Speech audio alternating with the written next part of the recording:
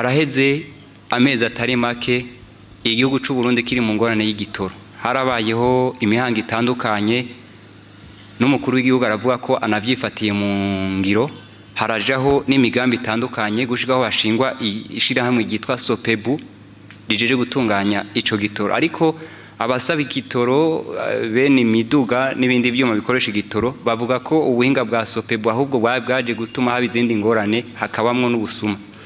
Ikibazo Reta y'u Burundi gushika uno munsi yovuga ko ubukene bw'igitoro bwabuze umuti canke uwo muti uzoboneka kwa kangahe?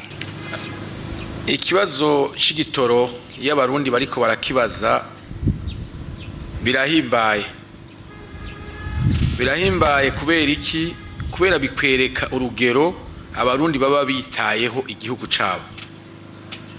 Hanyuma urundi rugero bihimbaye ko nuko abantu badakunze kururaba, bisigura yuko abarundi baba bafise aho bakoresha ico gitoro kumbure kikabakehana. Aho rero nagomba abantu nibace babifata nk'uko umwanya wose umenga ni ngorane kuba twifuza igitoro, kubera ko ivyo tugikoreshamwo Imana iba yabiduhaye. Ni yini ntambwe novuga mbere wa wundi yavuze ati iyo uri kurarizwa n'ibirato ugahindukiza amaso inyuma ugaca ubona ubutagira ibirenge uca wumva wewe wohora. Nukuvuga iki? Ikibazo c'igitoro kiragishinga Leta y'u Burundi nk'uko abarundi bose kibaragishinga.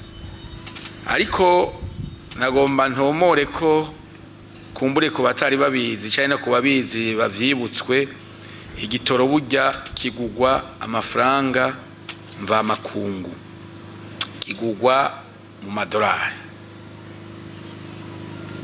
Aha muca mwumva yuko hari igikorwa gikomeye cyo kurondera amadolari, cyo kugwiza amadolari kugira ngo dushobore kucigurira bitagoranye. Ariko iruhande y'ayo madolari hariho n'ikindi kintu citwa ingeso mbi y'abarundi bamwe bameze nka wa mwana umukunzi w'inda. Iyo baraje imfungurwa abandi bana bose bazokoranira ko mu gitondo, arara aravumbagura bagasanga bimwe yabiriye ibindi yabisheshe. Hariho abarundi bariko baratakaza umuco ukwitwa abarundi, ukwitwa bene Burundi. N'aba bantu igitoro bumva ko abarundi bariko bararizwa nuko ikihari kitabakwiye, bobo bagaca bihuta bakacegeranya, kuko Imana yabatije ako karyo kukugira inoti zigwiriye, bagaca begeranya amaritiro ibihumbi n'ibihumbagiza. Ejo bundi vyaragaragaye ko mubo twita abagwiza tunga nabo nyene bateje imbere n'imitahe ya Leta, usanga hariho abacegeranije ngo icari gusabikanga n'abarundi bose bakigire gwabo. Abandi bantu bababaje n'abarundi bantirumve ko babirabisha amaso bakabibona, bafise telefone y'umukuru w'igihugu, bafise telefone z'abashikiranganje bose, bafise telefone zababura amatari bose, mugabo ntirumve ko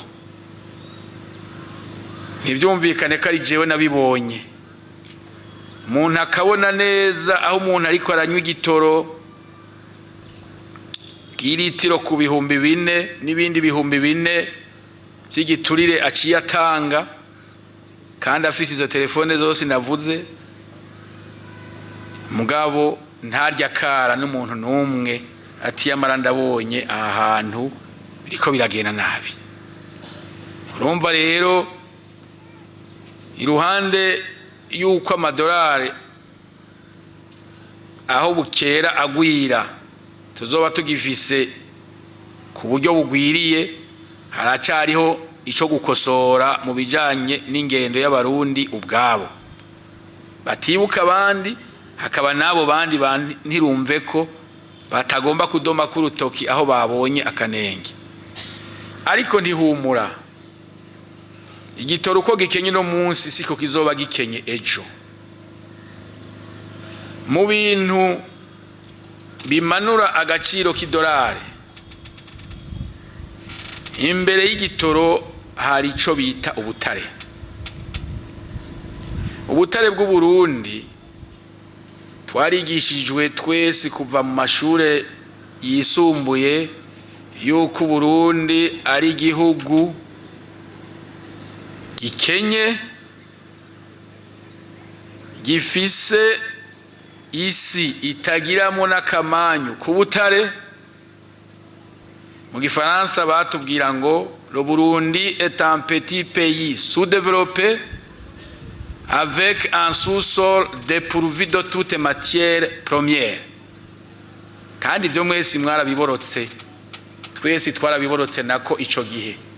Ngira ngo hari nabo bitarafudika, naho twoba tumaze kubona hirya no hino ubutare mu gataka ku Burundi. Aho bukera rero, kandi sikera bantu b'Imana, kandi sikera aho bukera dutangura gusunika amakonteneri y'ubutare bushowe buvuye mu Burundi, kandi bushowe ku izina rya Repubulika. Amadolari azoza, igitoro kiboneke, ariko mwumvise hazoba hagikenewe agatima ko gukunda igihugu, kuko naho twoyaronka kisesa ngaha hakiri basesa nkuyoze bizoguma bigoye. Ariko tugaruke gato ku gitoro, mwavuze abatadoma urutoke kuba gicuruza canke kubaciba, ariko abarundi bariyumvira bati bigenda gute igitoro gicururizwa ahantu hari inzego kuva kuri nyumba 10, ahantu hari inzego z'umutekano, kigacuruzwa izuba riva, ariko abo bantu ntihagire ico babazwa. Ivyo bintu mubona bihumuriza? Ntiwumva rero ni inyabune. Urumva hari abene gihugu, hari abajeje umutekano, hari abajeje intwaro n'ubutungane. Inyabune rero no kuvuga umwe wese afise uruhara rwiwe, kandi uruhara rw'umwene gihugu no gutanga amakuru.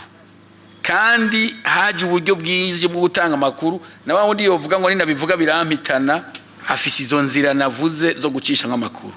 Uti birahumuriza. Mu gihe muri izo nzego zigize inyabune, muri ayo masonga ane y'inyabune, hoba hakirimwo abataragira umutima wo gukunda igihugu, biguma bigoye.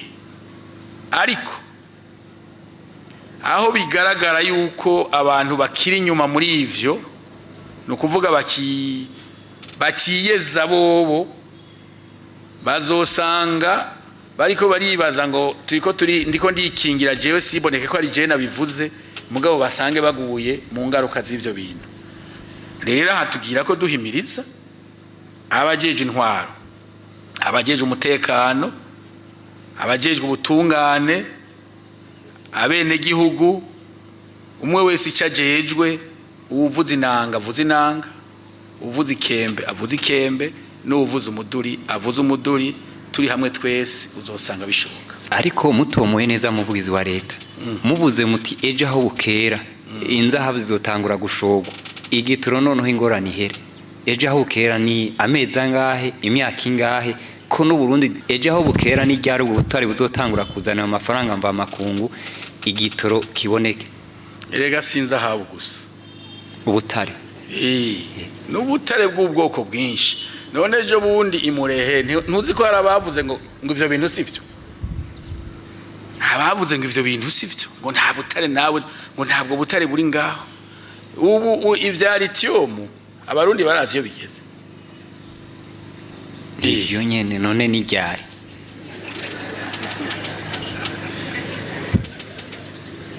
Iyo rero umugabo yashonje cyane, niyo honyine vyagaragaye ko ashobora kuvyuka baza umugore ngo mbega bwa butsima nijoro bwaraheze. Ariko birumvikana ko abantu bagira umwitwarariko ukuvuga bati ni ryari tuzotangura gukamisha ubwo butunzi. Ariko mubiravye mukaraba ivyigwa bimaze gukogwa, mukaraba n'amashirahamwe amaze kuja ku kivi, ivyo ari byo vyose umwizero ntiwobura. Sinoca ndakubwira ngo tuzoshora ejo canke ngo tuzoshora kuwa kabiri, mugabo nawe we utisamaje utirengagije uri kurarunguruka hirya no hino urabona yuko amashirahamwe ubu ari ku kivi, kandi cyane cyane y'ugwaruka no munsi ari ku kivi yerekana ubutare hirya no hino bwari bwaranyegejwe, ubwo n'umuzungu yari yarubitse kwibuye agashiraho n'abarundi bamwe ngo bacungere bati nishamba rikingiwe ntihagire uwinjira ngaha ngo arabe. Erega igikorwa kiracyari kirekire bugabo gifise gitera umwizero. None ubonye nk'ahantu bari bararagije abarundi nyine bati muraraba ntihagire umuntu yinjirayo, wagenda kwinjirayo ugasanga huzuye y'ubutunzi bwo kiza igihugu, ntiwumva yuko icizere kiriho. Rero si mu ndwiza canke ngo mvuge ngo ni kuwa kabiri, mugabo icizere kiriho, abarundi borema. Ariko cyane nico dufise no munsi, kuko nta munsi gakitinjira, mugabo gishitse abarundi bagicungera gute, igitoro bagikwirikirana gute, bafasha gute umwe wese mu vyajejwe, kuko harakenewe cyane nyigisho zo gukunda igihugu muri iyo ntumbero. Kuko naho byo kwisesa nakubwiye yuko birashoboka ugasanga abarundi bagumye babisonzanye kubera banda yamutaye. None imbere yuko ibyo bishika mwumva nka ya migambi nkuriya mugambi wa Sopebu, mwumva bikenewe yuko byo bandanya biriho kandi abene gihugu abajeje umutekano n'abajeje intwaro bagwizwa gushira inguvu hamwe kugira ngo ico gike kihari gisabikanirizwa abarundi bose. Neza cyane birakenewe. Erega ubu hariho intambwe dutera nuko tuva muri kahise aho ibintu vyose twandika ku mpapuro, ibindi tukagenda bigendera mu rufuri. Ubu bikenewe ko ikintu cyose gikoregwa ku mugaragaro. Mu buhinga bwa none biratuma umuntu wese ahari n'icarimo kimenyekana, n'imodoka inyoye iki gitoro ikamenyekana, n'uwagishiza aha nawe nyene akamenyekana. Iruhande y'utwo twigoro tumurundi wese muri iyo nyabune harakenewe ubwo buhinga bwa none. Mbere ntihagire n'abasubira kuvuga ngo wokuraho ivyo vya Sopebu ngo vy'igitoro pass.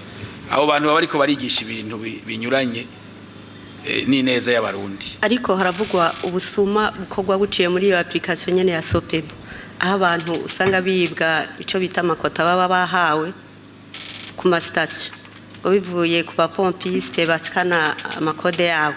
Ubu busuma muri leta mwiyemeje kubugwanya gute, kuko biramaze kwibonekeza ku bantu benshi?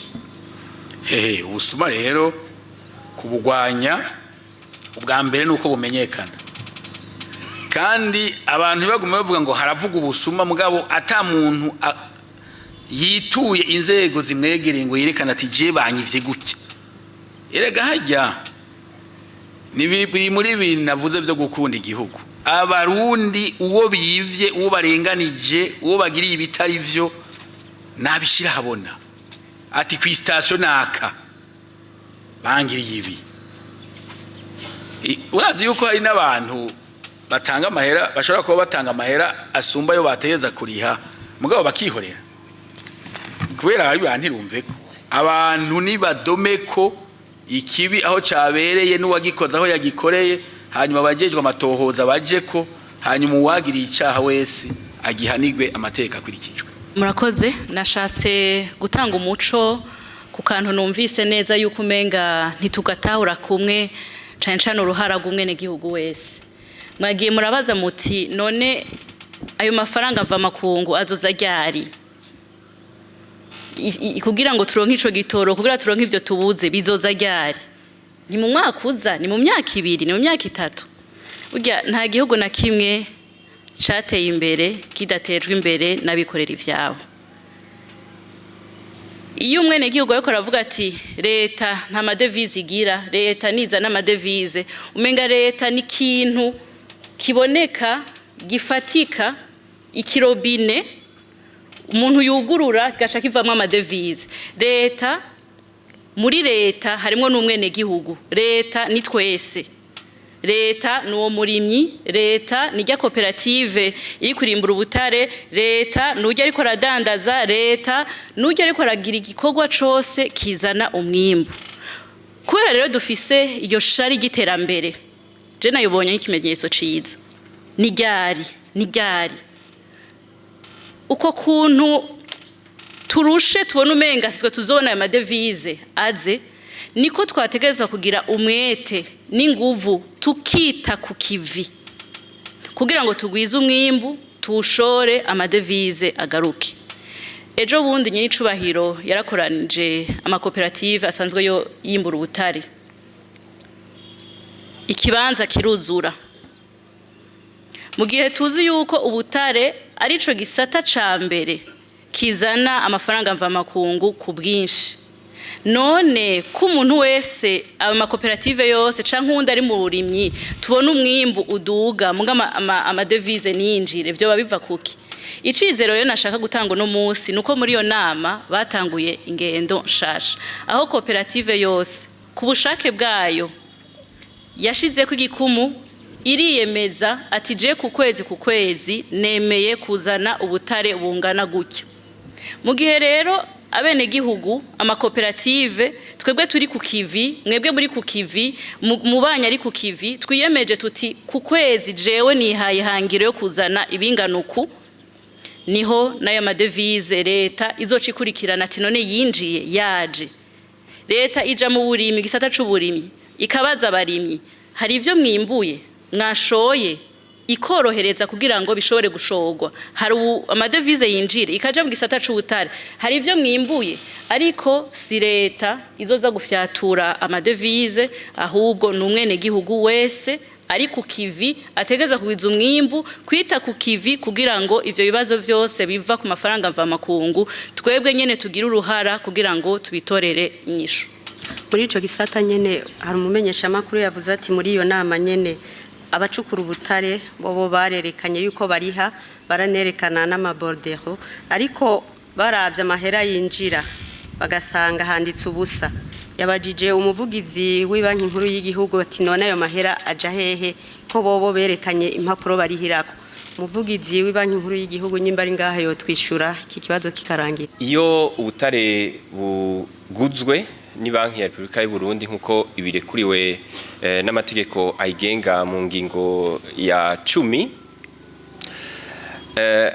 hariho igice kica kija ubwo nyene ku ruhande rwa leta, hanyuma igaheza ikariha nabo baba bashoye. Ihejeje nayo igiye gushora mu makungu, ayo mahera aja kuri compte général du trésor. Ariko nkuko bimaze imisi bivugwa kandi bigaragara, uravye mu biharuro biri ku rubuga ngurukana bumenyi rwa banki ya Republika y'u Burundi, arigo we3 akaburungu b r b akaburungu b na i, biragaragara uravye ivyo biharuro umuntu wese ashobora kuraba akabona neza ivyashowe n'amafaranga yavuyemwo ku kwezi canke ku gice trimestre canke ku mwaka. Biragaragara ko ivyo iyimbugwa ry'ubutare cane cane ibanki ya Republika y'u Burundi gushika ubu nahire kuriwe kushobora kudandaza canke kugura inzahabu, ishobora no kugura ubundi butare ariko ubu igura inzahabu gusa. Biragaragara ko nk'inzahabu umwimbu wagumye uhindagurika, biboneka ko kumbure abo laba neza ivyigwa abakora ivyigwa neza, birashoboka ko ico gisata cyo bandanya giteza imbere igihugu, biboneka kuko gushika ubu urabona yuko umwimbu kumbure udashemeye. Hariho imyidogo hirya no hino y'abapangayi, haba abapanzizo n'ibindi bibanza bidogera babapangishije ko babadugiriza ko agasakisaki amahera yo gupanga, eka mbere rero rimwe na rimwe bakabasohora mu buryo butaranga icubahiro. Ivyo rero bikaba biruko mu gihe tuzi yuko amikoro canke uburyo bwo kwibeshaho ku mwene gihugu atakiriko kiraduzwa, haba baronswa agashara canke mu bundi buryo. Leta none yoba iri ikora iki kugira ikingire abo bene gihugu? Ni kuri kibazo c'amazu mu gisagara ca Bujumbura ngiyana uko no wakibajije kumbura ari yaba, ariko wosanga no mu bindi bisagara bito bito canke bikuru bikuru kiriyo.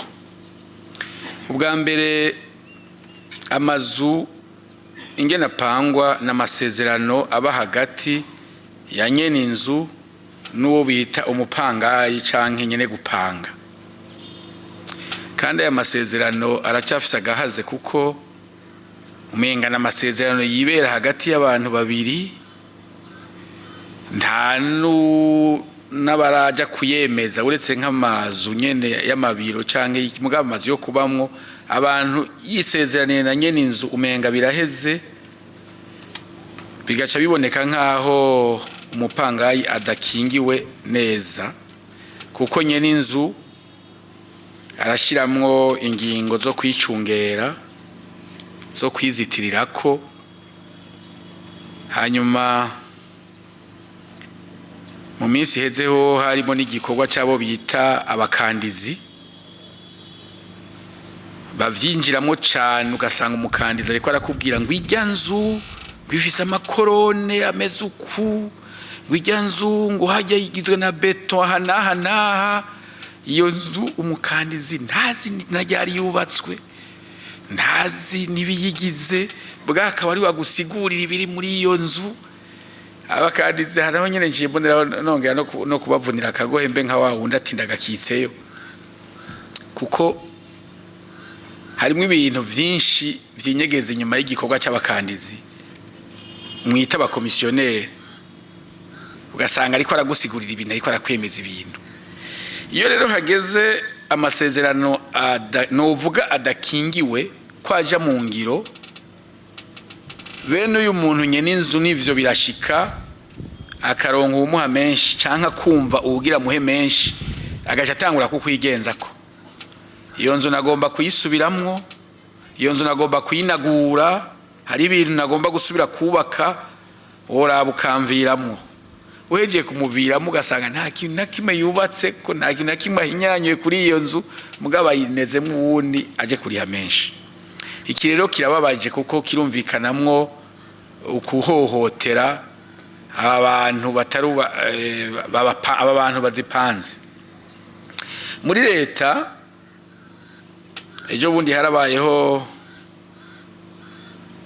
kwiga kuri ico kibazo cyane, batangura higwa ikibazo kijanye n'igurwa n'igurisha ry'amaparcelle cyangwa amatongo yo kubakamwo. Haratsohoka mbere ni tegeko nshikiranganje ritekanya ngene bizohora bigenda bijanye no kugura no kugurisha amatongo yo kubakamwa amazu. Ariko iki kibazo kijanye n'amazu yo gupangishwa n'ibiciro by'amazu yo gupangishwa n'ingene vyo genzurwa mu nama nshikiranganje yejo bundi carizwe, hacashigwaho umugwi ugiye kwiga neza ishingwa ry'urwego rujeje kugenzura ibijanye n'ivyo bintu byo gupanga no gupangisha amazu. Ico kigo kizoba citwa ARCTI, Agence de Régulation des Transactions Immobilières.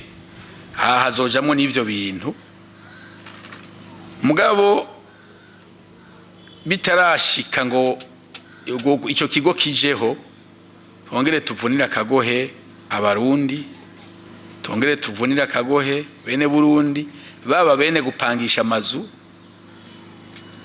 bamenye yuko uku mubona hari turagishinga n'abaduzi ibiciro vy'ibifungurwa, abaduzi ibiciro vy'ibidandazwa, abaduzi ibiciro vy'ibyankenerwa ku bene gihugu. nabo nyene iyo bagiye kuduza ivyo biciro bafatwa nk'abo bariko baragirira nabi umwene gihugu.